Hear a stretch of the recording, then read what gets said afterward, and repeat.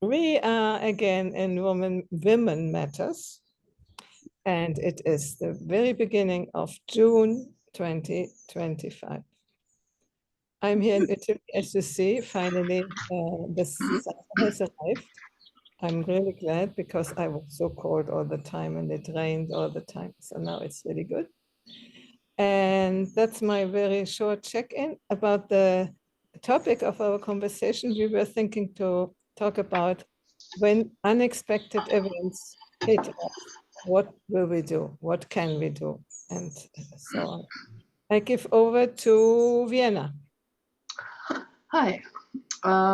It's rather thunderstormy, so if I just vanish, it's lightning striking. We have rather hot weather. It's not too pleasant. I noticed that I'm rather tired most of the time because of the weather, I tell myself, and not because of my age. Yeah, we will have a similar topic in our Zoom salon in July. How do we meet a crisis? So this is, yeah, I would very much like to talk about that topic. Okay, I give to Gertraud. Over. Yeah, hi, it's been quite a while. And I told the two ladies already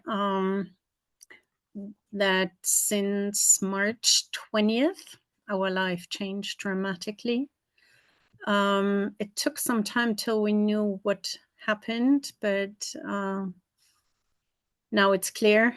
My husband is diagnosed with, what is it called? Follicular. So it means coming with edemas. Non-Hodgkin lymphoma. And so we are now in the third cycle of immuno and what is it called? The chemotherapy. Yeah. And he lost 20 kilos within 5 weeks. And a lot of that was water. So he had 5.5 liters in the lung. And he also had, he had a very big belly, of course, due to some fat, of course, but also there was water in the belly, and they gave him some medication, so he lost 12 kilos or so within a few days. And yeah, so hi Tina. So that was yeah. Maybe you say a short version so Gina knows, because of your experience, we were choosing the title, how to handle with crisis, I wasn't here for some time, and as you noticed, and my husband was diagnosed with lymphoma, and so since March 20th, we're dealing with this. And he's home now for 3 weeks, I think, but he was in hospital for a long time till they knew what it was, because there was changing diagnosis from day to day, almost. And he's still weak. So today, the first time, he went downstairs and back again, but then he needed to go back to bed. So yeah, but he's in a rather good mood. And yeah, so this is my life at the moment, and I'm the only one to take care of him from morning till night, with all the cooking and everything. So we shared that all the time. So he was cooking most of the time. So I'm a training chef at the moment. Yeah, it's so many things that you have to take care. Shall we continue first with the check-in and then we go into the topic? Who do you want to hear? That's me. Who do you want to hear next?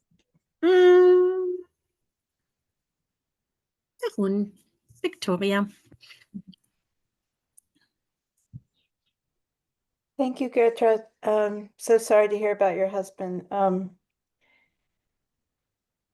Yeah, I've walked down that path now with my husband and both my parents. So my heart goes out to you. It's very hard.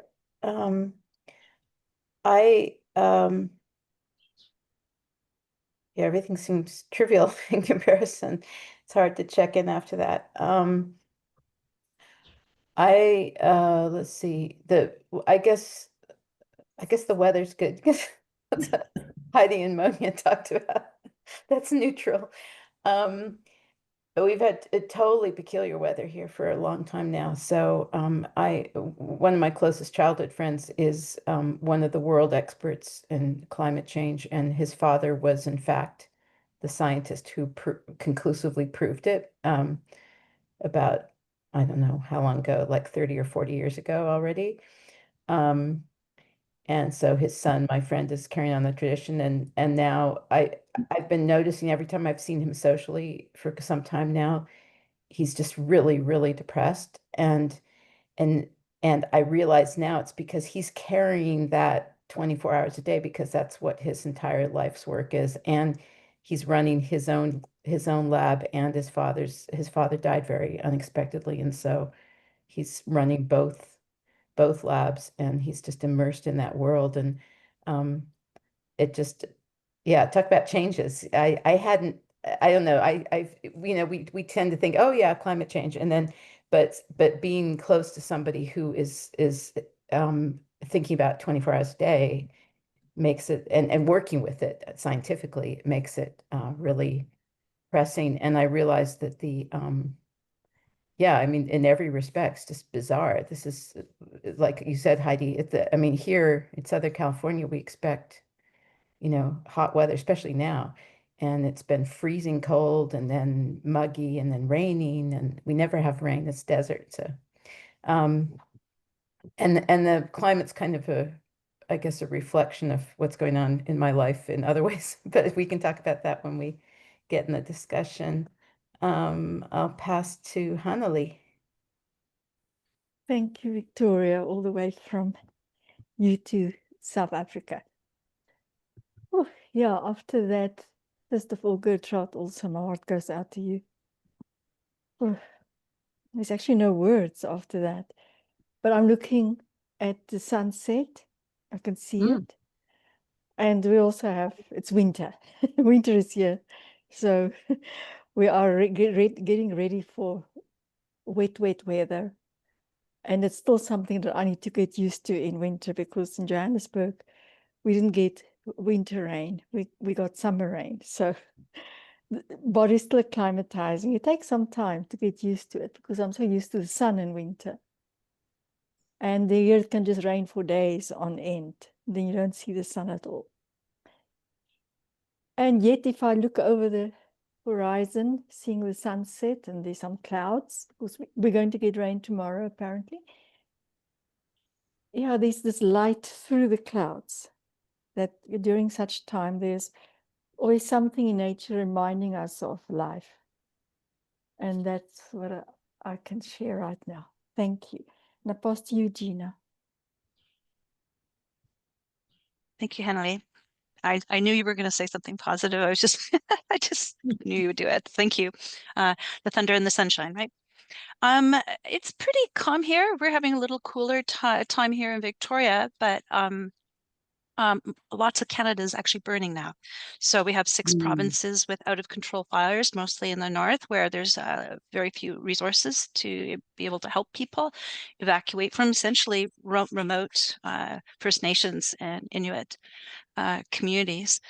And of course, the smoke doesn't stay just where the fire is. So that's a bit of a concern. And so the climate change is very much on our minds, and also our neighbors to the south and the politics there, and how that feels very destabilizing. So yeah, it feels like not a really good place, even though I think we live on a beautiful planet. So I'll try and end positive that the heat that we did get for a little while absolutely popped my deep orange rose bush. So I've got a ton of blooms, and the poppies are on the way. And I'll pass to you, Monia. I already had a check-in, but here is also the roses are in bloom. It's fantastic.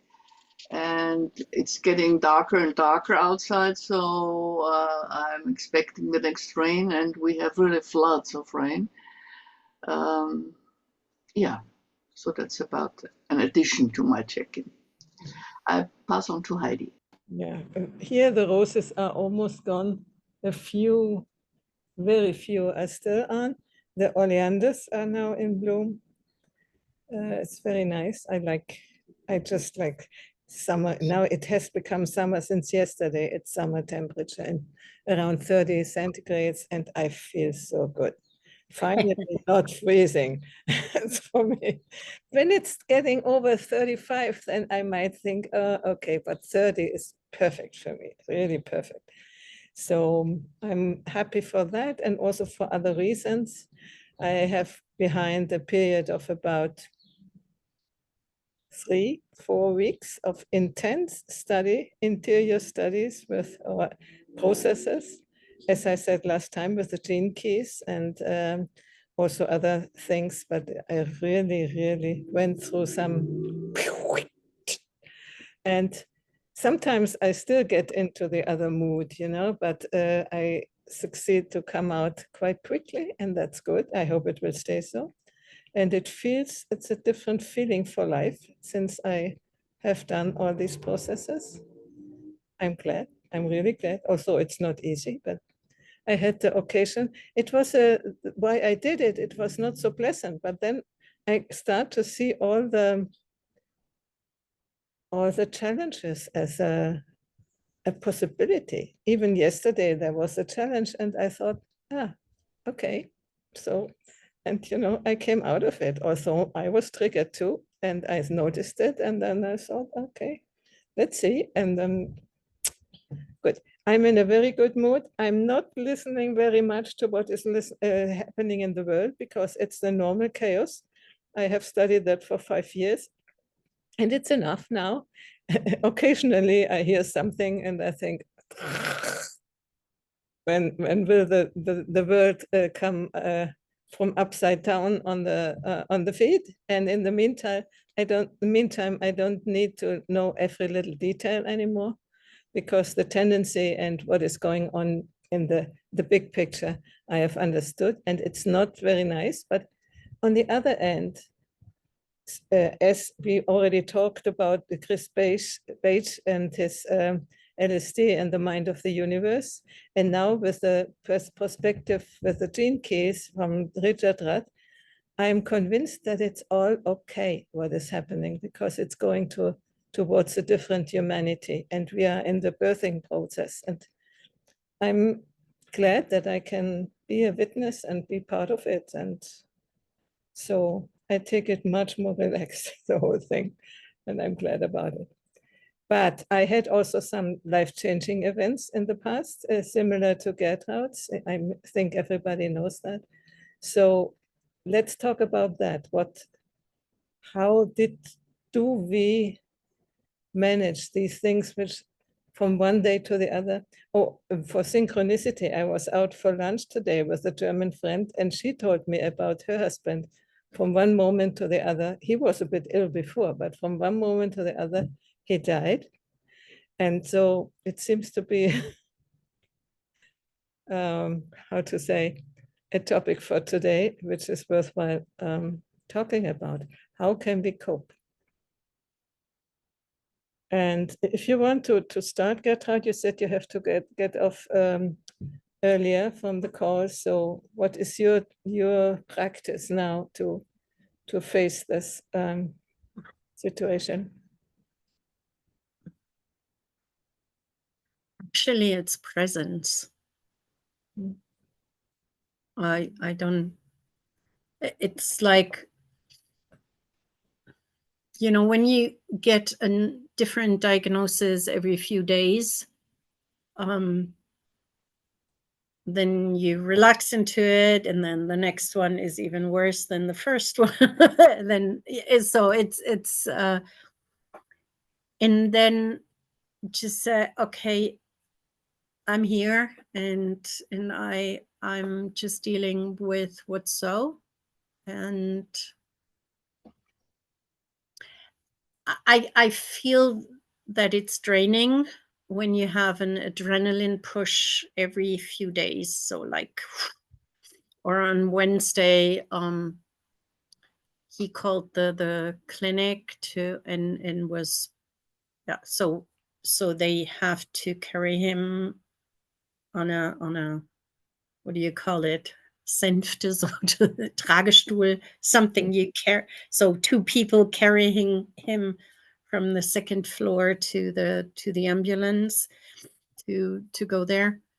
And it was like the belly was bloating again. So I think that was, yeah. And the doctor said, yeah, it's the water coming back, and you get some diuretica, and that's fine, and the blood is better than before. So, but you know, it's an adrenaline push, and that is draining. So this is like really physically. So it's like when you had an accident or almost accident, then you are like, after that you collapse. So that is something that's draining, and to be responsible for everything. So, but I'm in a good mood, and I learned to cook, which he did all the time. and and I even like to, you know, like decorate the food and do just find the tasty stuff and healthy, tasty. Yeah. So, and priorities change within minutes. It's like, you know, before, oh, my books and oh, my whatever. And at the moment, somebody said, what can you let go of? And I was thinking, I said, if I have to, I can even let go of him, but this is not my, this is not what I want. But I could, like, yeah, take, I don't know, just take my stuff, and I don't care. It's really like this human connection and the whole family coming together. And my daughter was here for the weekend supporting a lot. So friends coming to support. So this is really, really, yeah. Yeah, I think presence and being clear of what's important. So it's not my mind who has to think about what's important, but it gets clear very much what's important and what's just, okay, yeah, nice to have. Yeah, that's, and there's also something that, like, telling each other how much you care or how much they mean to you, or so. And I think he was aware of this, and you know, men are not so eager to share their love verbally, more practically. So, but yeah, so when it comes shove to shove, you can open your mouth and say that. Yeah, and the kids call every day, and so it's really nice.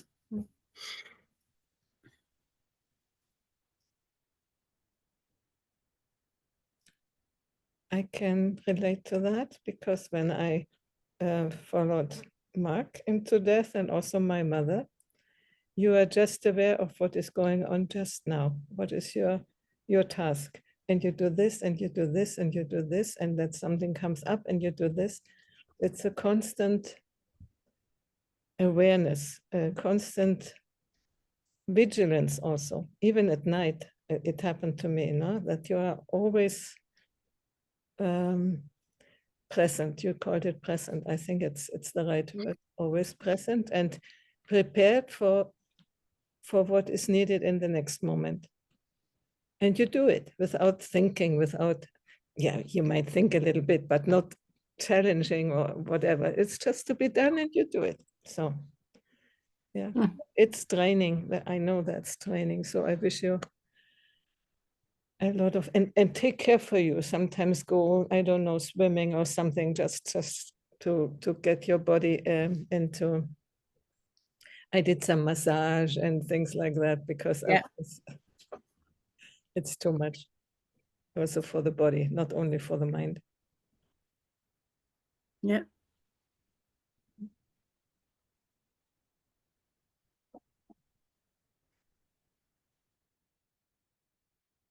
You know, remind me so much about my son. It took us 12 years to discover that he had two brain tumors. Your son. Yeah. And Wow. living like that for 12 years, I realized only much later in my life what it did to my nervous system. Because he was in and out of the hospital, obviously, all the time. And if I look back, it's like you say, you're just present with the moment, with what's happening and what's needed in the moment. You don't even think of tomorrow. And I think it did affect the rest of my life as well, because you are so deeply entrenched in the present that, yeah, you don't think. You're just simply there to do what needs to be done. And also all these, because obviously it took them 12 years to diagnose what was really wrong. And all the medication and the combinations of medications that didn't work, and him hitting his head against the wall because of all that medications work against each other. All the trauma, more for him than for me witnessing it. But really take care of your nervous system, Gertraud. It's very, very important. Like you say, Heidi, do something to support that often, because when we're in that coping mode, it's not even survival mode, it's just coping mode. We don't really take care of ourselves. And it is draining. But what I learned from it is the value of life. To deeply appreciate every single moment. And like you say, the human connection and what's really important to you. It's always an opportunity for that. And to, yeah, if I'm quite emotional now, if I just think back of it, because we went through it alone, me and my husband, my ex-husband. We didn't have family close to us, but I think on some level, the resilience that I gathered through it was something that I could never lose in life, and that maybe I'm yet to share that with other people, in some way. How is your son today? No, he's fine today. He's fine today. He doesn't need to take any medication anymore. He used to have to go for brain scans every 3 months. Luckily, didn't grow because he had the opportunity to take it out, but it would have been such a disruptive experience in his life. And he wouldn't have been able to go to school for 6 months, and he would have a big scar because at that time they had to cut open like this. And we actually gave him the choice to decide because I couldn't guarantee that it would help. And so the process was just to ensure that it doesn't stop growing, that it doesn't keep on growing. And then through time, about a period of 12, 14 years, it completely decreased in size, that he didn't have to take medication anymore. So no, he's fine today. But it did affect all the meds that he took all those years, affected his liver. So he had almost liver failure a few years ago. Sadly, it was a knock-on effect. but they had no clue. Obviously today, there's a lot more technology and in terms of medical technology to discover it. But those years, there wasn't much that it took them so long to really, and it was actually a pathologist who discovered it, not a radiologist. It was really fascinating because he was curious about it, because it was something weird, you know, it's not something that usually happens. But for me, it's, yeah, I think it took me more into my heart and out of my head as well, already from that time.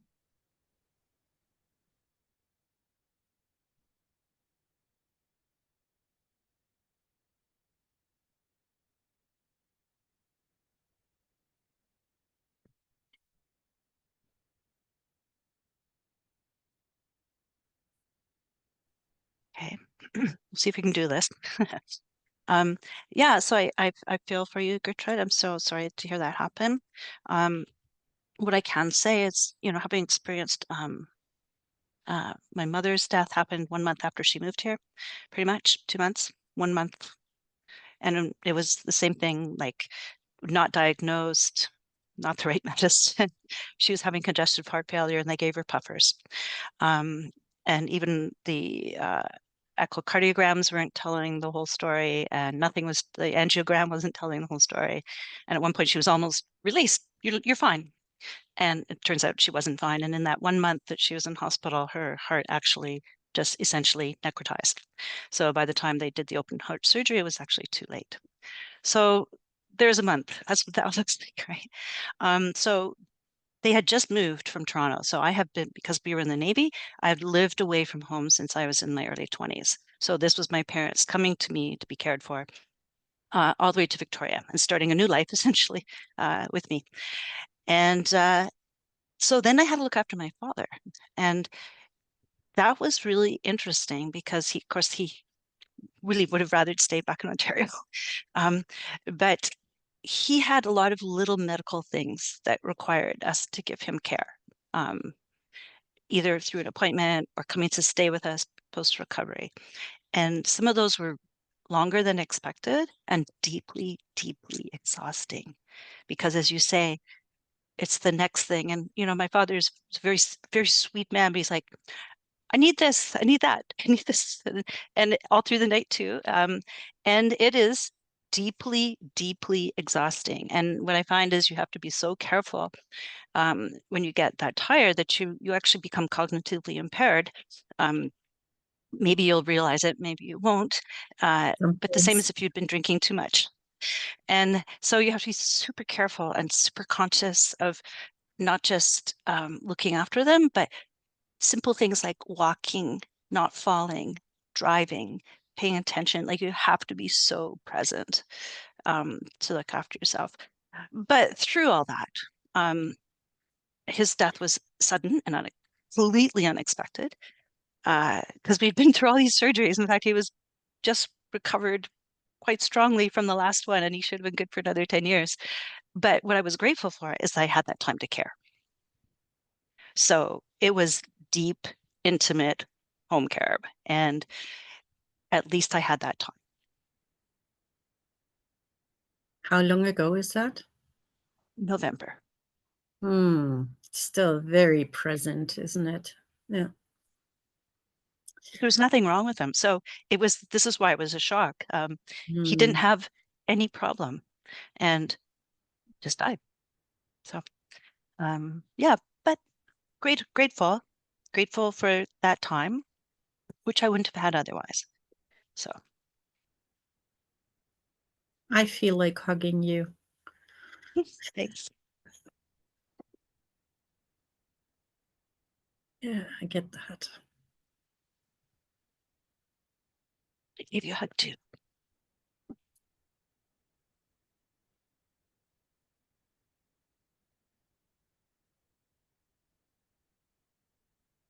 Yeah, thank you, Jean, that you show your tears. I think it's important that we are releasing this. It's now almost 7 years that Mark died here in front of me on the sofa. Fell over and was dead. And at the beginning, I felt like that for quite a long time. Now it's sort of better. I've moved on. Time in some way heals, but the memory which we have passed together, and everybody on their own way, no, and it's just stays, and I still feel connected, and that will be always. When you have a good understanding with a person, they just don't go away. I mean, they're here. If maybe he is listening.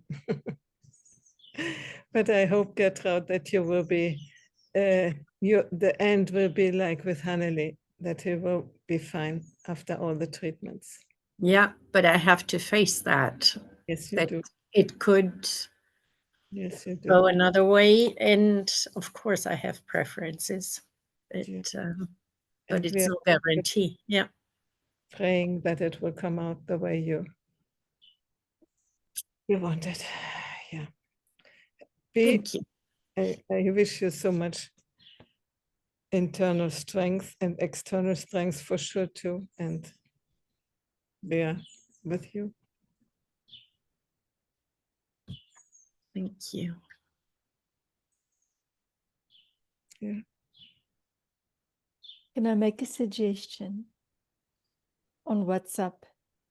Just send me a picture, a first face, then I know to send you lots of love. A picture of him. No, you. Just send me an emoji. Then I Hmm. know I light a candle for you and I send you love. That's sweet. Yeah, we should make a group together on WhatsApp or Telegram or whatever. And then I don't know if I have all the telephone numbers. Maybe Mine you have, yeah. we do. You can answer on one of the group mails or send it directly to me, and then I can create a group. Okay. You're talking to Hanneli? No, to everybody whose Yeah. number I don't have. And I wish that you have a good meal for him tonight and that you can have him enjoy this part of life.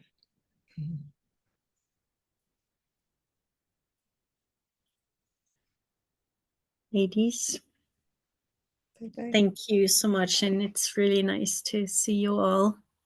I was like completely in a different realm for some time. And now I'm trying to get my own, like starting to work a little bit and not overwhelmed, but like having my own life in this big thing. Yeah. Okay, so take care, everyone, and all the best for each and everyone and your loved ones. Bye-bye. All the best for you. Bye-bye.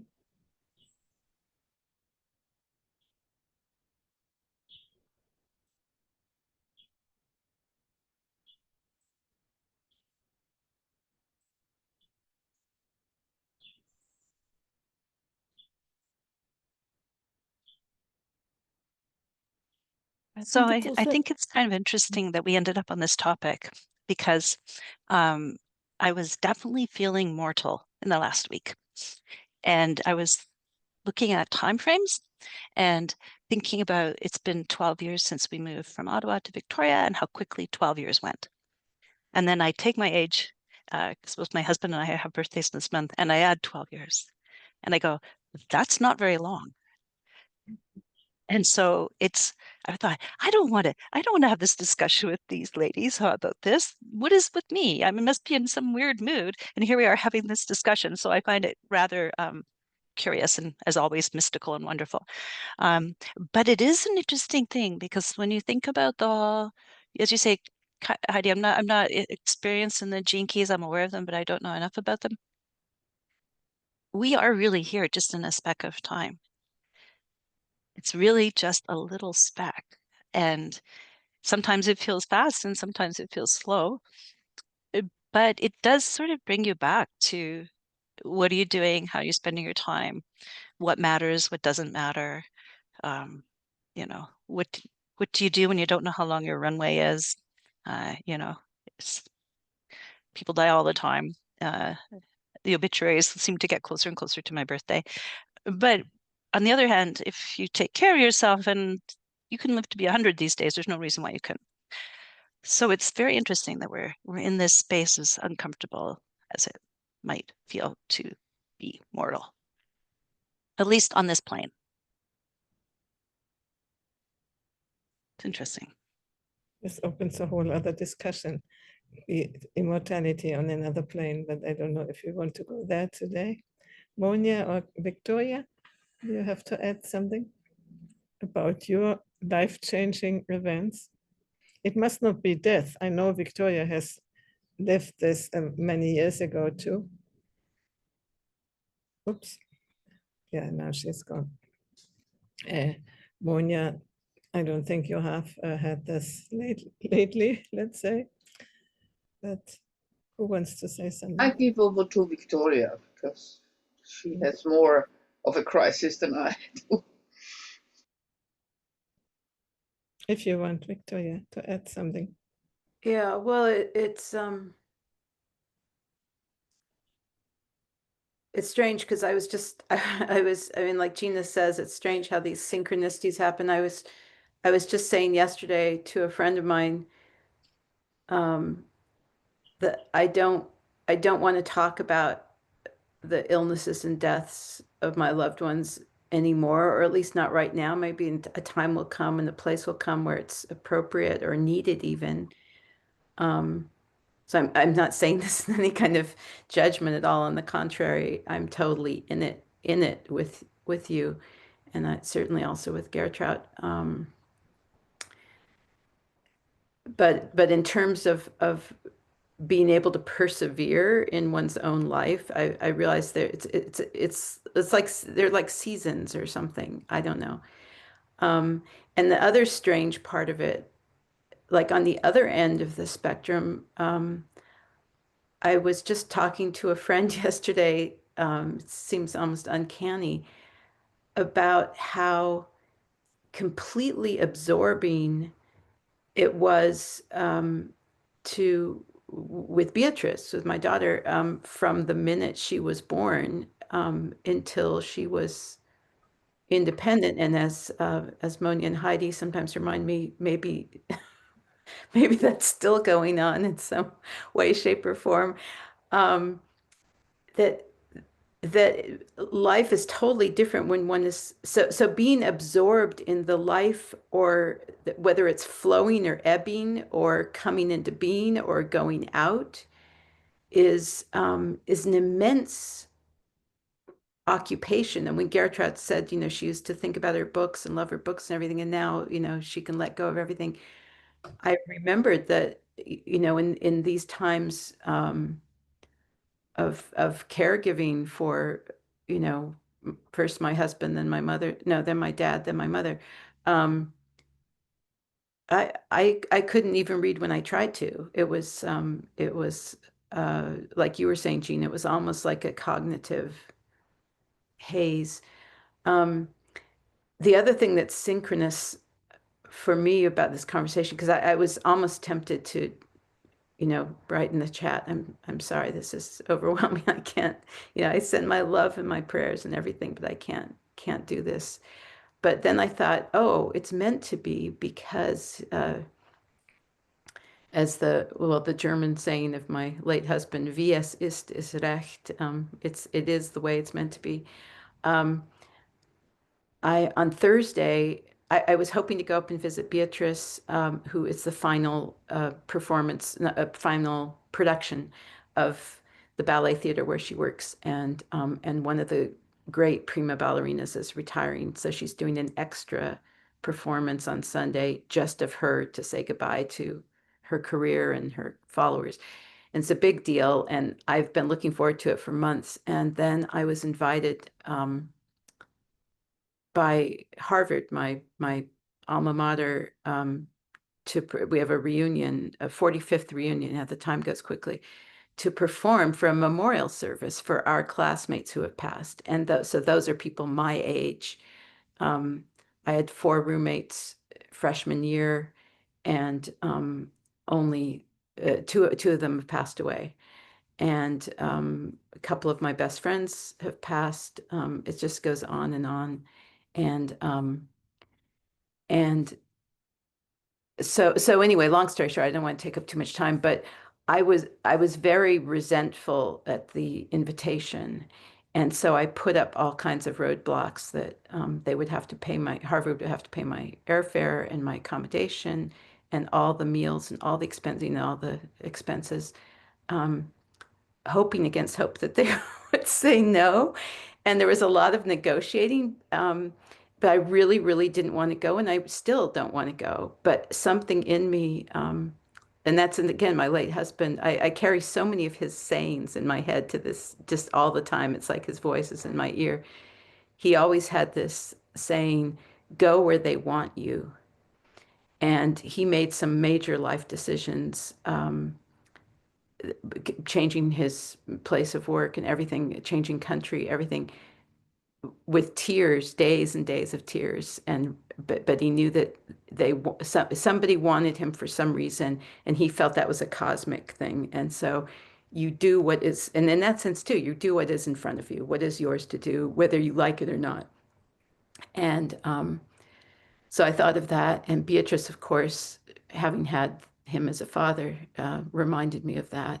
And so anyway, long story short, I'm going, but it's very sobering. Actually, I'm really grateful for this conversation today, because I feel like it is a good reminder to me, because I was kind of pushing away my own grief, that this, of course I have to do this. And sure, it would be fun to go up and watch ballet and hang out with Beatrice and go to restaurants and walk in the forest. But these are people I knew and loved and cared about, and their families will be there. And they're going to toll the big bell in Harvard Yard for every person who passed. And I just looked at the list and it gave me a chill. I mean, it's like hundreds of people who have died. Um, and so I thought, yes, I mean, where else should I be on that day? You know, and I have my music to give, and hopefully that will be healing and a tribute. And anyway, I'm sorry I'm going on so long, but it's just so strange, because until this minute, I hadn't even thought about the connection with, you know, in 3 days, I'm going to be flying there and doing this, and you know, dragging my feet. But now thanks to you, and I really appreciate that. Now I realize this is important, because it just seemed very abstract, but now I realize it's meaningful, and I'm grateful. So Monia, I think you're up. If I'm sorry it took so long, but it was No, suddenly all these things came to the fore. Anyway, thank you, everybody. I'm glad you solved it for you. Strangely enough, last night I thought about Grace and Grit, the death of Treya, and how they all interacted. And this is the last book I read where I really cried an ocean. And I haven't cried in a long time. And so it depends on how you, or what your how shall I put it? Your death has many perspectives for many people. And we shouldn't underestimate that, the way we die.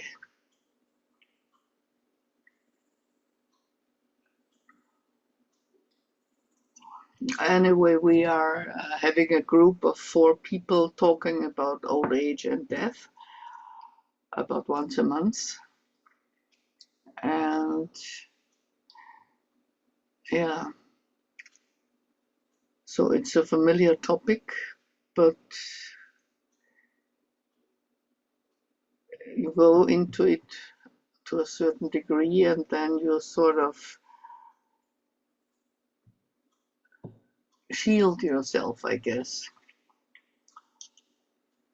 But once you are really faced with it right away, then it's just moment to moment. That's what well, my parents died long ago. My mother died in 2001, and my father died in 1974. So it was just, yeah, he was also a victim of his profession, because at that time he was a dentist, and at that time they didn't shield you from the x-rays. He held it for every patient, and so he finally was overwhelmed by throat cancer. But it's also important, in my opinion, what you can contribute to the death of a person. And I know that the only thing I could contribute to my father's death was that I told the doctor not to give him another heart support, and just look at his history and just let him go. And then he just helped. But of course, they have to, at that time, in 1974, the doctor sort of risked something by doing this, but they knew that I would be supporting him. And whenever a family member died, it was a really, for me, very inspirational and transformative event. Unexpected. I didn't premeditate any of this, and yeah. Well, Heidi, and I guess I don't know who. Yeah, Hanneli. They saw Gertraud. They saw my husband. He was just sitting next to me, and we are now preparing our 60th wedding anniversary, which will be on June 21st. And yeah, he's trying to do his best, and I'm trying to support him. Or I am supporting him. But it's not an easy time as well. Yeah. But I guess it's something everybody has to go through, the death of your parents. It's just unavoidable. And I wonder why we just don't want to look at it for it, or the death of your partner. It's just either you go or he goes. It's just, that's how things are. Yeah. Victoria, I'm reminded of many sessions ago when you wanted to give concerts and you couldn't find your audience. And now I'm like, it was offered to you, and you're like, no, no, no. And yet you're going, and I'm like, first of all, I think Harvard needs music right now, needs some healing on the campus. So I think it's wonderful that you're going. And yeah, I was thinking about friends that I'd lost too. And so I'm glad that you can go in a different space. So I'm really happy for you that you're stepping up to those who are calling you. And it's such a dot from the couple sessions ago to this dot. Thank Pretty you. magnificent to be playing at Harvard. Well, thank you. Well, that's actually, yeah, it's all tangled up, because I realized when I had this call that my first thought was I'm not prepared. I had given up hope of ever playing again for anybody. And the strangest thing is, a few weeks before, a friend who's not really a friend, more of an acquaintance, but his father had died. It was a huge Catholic family, and it was going to be an enormous event. And I never knew anybody in his family, and I barely know him. I mean, I've known him for many years, but not closely. And he asked me to play for his father's funeral and for the reception. So that would have been a totally different kind of, with a pianist and repertoire. And because I wanted to honor the request, I went to a huge amount of work to connect with the music director at the church and then find out about the venue. And I hired a pianist. It took a long time to find someone at such short notice. And guess what? He called me the day before and said, "Oh, my family decided we there'll be too many people talking and we don't want to have any music and it's going to be too distracting." And he said, "But you can come." He said, "The music director of the church said you can come and play a short piece that's 1 minute long." Well, it takes me almost an hour to get to the place. So I was furious. And anyway, long story short, that led to nothing. And so right on the heels of that came this call from Harvard. And I thought, no, not, not again. I'm not going to do this. Wanting to play a concert that I initiate is one thing, and this kind of thing. And then I thought, no, that's very uncharitable of me, that this is the gift God gave me. And people, and like you said, when people are die, I just realized my friend was just out of his depth. He was the oldest of these 12 children, this huge family, and he thought he could kind of make a decision and a choice, but he had to contend with all his siblings and his stepmother, who's still very much alive. I mean, again, as I said, I don't know the people. And suddenly my heart just went out to him, and I thought, poor thing, he acted in good faith, and that would have been meaningful for him. But then I realized that what all of us are given, whatever gifts we're given, are not for us. They're for the world, for whomever we contact. And so that's why that thing of my husband, go where they want you, I think is so profound. And I saw in his own life how, he cried for 3 days when he was asked to leave Harvard and go back to Vienna to be director of a museum there, because he was so happy in the United States and so happy at Harvard. And he literally cried for 3 days, but he went because he knew that's where he was needed and wanted.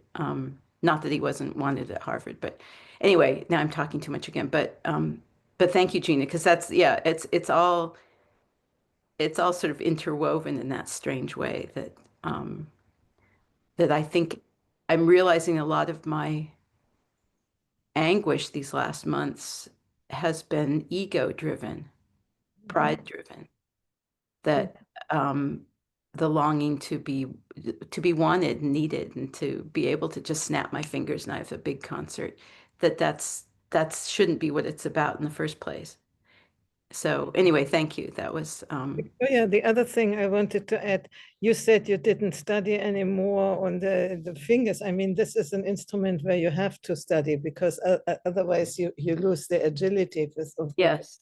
It's a little bit Hence my different. panic. Yes, I'm totally out of shape. I just said to a friend yesterday, What? I'm so glad that you retook the practice, and that you develop your gift instead of throwing it away, Thank you. Yeah, well, I have 3 days. Pray for me. But you will do it, and welcome these events so that you are forced to to not lose your gift. That's what I wanted to add, and I'm Well, really thank you. Well, the great Jascha Heifetz, who was a kind of like a god when I was a child, he was considered the greatest violinist in the world. I saw an interview with him when I was still a young child, and I never forgot it. He said, "If I don't practice for 1 day, I notice it. If I don't practice for 2 days, the critics notice it. If I don't practice for 3 days, the audience notices it." And I thought of that. I thought, okay, I've got 3 days, so I need to I need to get back in shape. But yeah, no, I think with everything in life, I think all of us have skills and gifts, and we need to be all constantly attuned to the call where we're needed or what's I mean, just looking at your beautiful garden behind you, Heidi, and realizing this fabulous gift with nature that you have. I've wanted so long to visit you, and then I've always thought to myself, she'll put me to work in the garden, and I don't want to do that. I mean, we all have unique, and special gifts. So anyway, I don't know why I'm rambling on so much today. I guess this was very, very apropos for. We're about to close. A little checkout for everybody. Victoria, I just want to say, I've said enough. Oh, sorry, I just want to say, I feel in my body that you're going to be awesome. I can feel it in my fingers and I can feel it in my arms that you're going to be great. oh, So- thank you. Thank you. So I think that will be my checkout, that all will be well. You'll just be your brilliant self. And because your heart's in the right place, like you say, it's not ego driven. That by itself creates miracles and wonders. Thank you. I'm complete. I pass to you. Thanks, Henley. Yeah, so it sort of puts in perspective. So I was hoping that all this time that I'm putting into my studies is a calling. I really feel it's a calling, and I don't know where it's taking me, but I'm like, I'm giving up. I'm contributing 2 years of my life and my husband's life, who has to look after me a little bit more than he normally does, for something. And it's not for me, it's actually for others. And so this was kind of uplifting for me to say, yeah, don't worry about how short your runway is. Worry about that gift and making sure it's ready. So thank you. It was a great, great conversation. I appreciate it.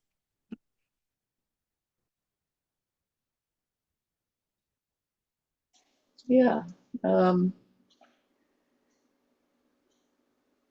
Let's just hope that we will, when the next crisis comes, we won't deal with it with our ego, but with our higher self, which would make it a lot easier, I guess. That's my checkout. Yeah, thank you. And I still wanted to add, Victoria, today you were so different in your emanation than many other times. And I really appreciate that. So keep this way of being and get out into the world. That would be. Thank you. I was going to say the same to you, Heidi. Isn't that interesting? I was going to say, in your check-in, when you mentioned that now you've done enough now, following every detail of what's happening in the world, and you did that for 5 years, and now you've said, okay, now enough. I'm going to, and it reminded me of Candide by Voltaire. Let us cultivate our garden. That's the last line of Candide. And I thought, yes, yes, yes, do it. Because I felt with you too. You seem, I don't know, today you seem like 10 years younger. And it's not just your background. It's you feel so much fresher and more invigorated. And I think that what we call here, I mean, in all my groups that I go to, they talk about a news fast. And which I've never had trouble with, as you know. I keep my head in the sand as much as possible. But I felt with you, Heidi, today, this kind of incredible, like a renewed vigor and energy. And I think a lot of it probably can be directly attributed to that you've done your part, what's in the world, and now you've worked on yourself now, and now you're ready to give again. You're full of energy and life and vitality. So back, what do they say that's very primitive in America? Back at you, girl. I hate that.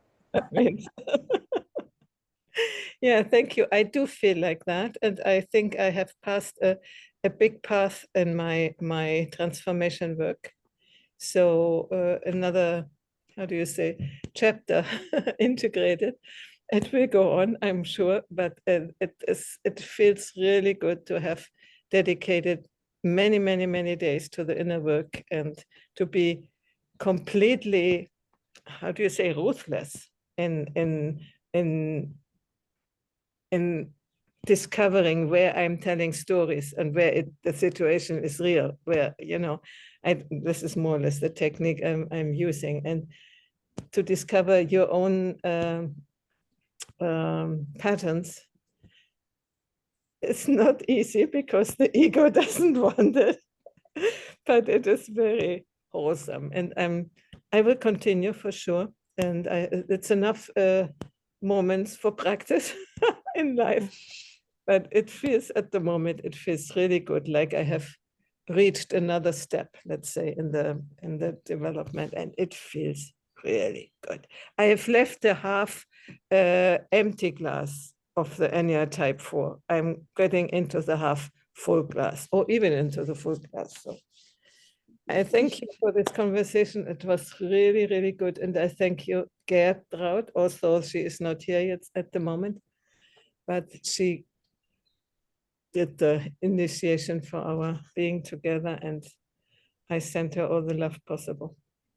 And to everybody who is listening later to us and has a similar situation, and hope we can uplift you a little bit, give you inspiration. Thank you. Bye.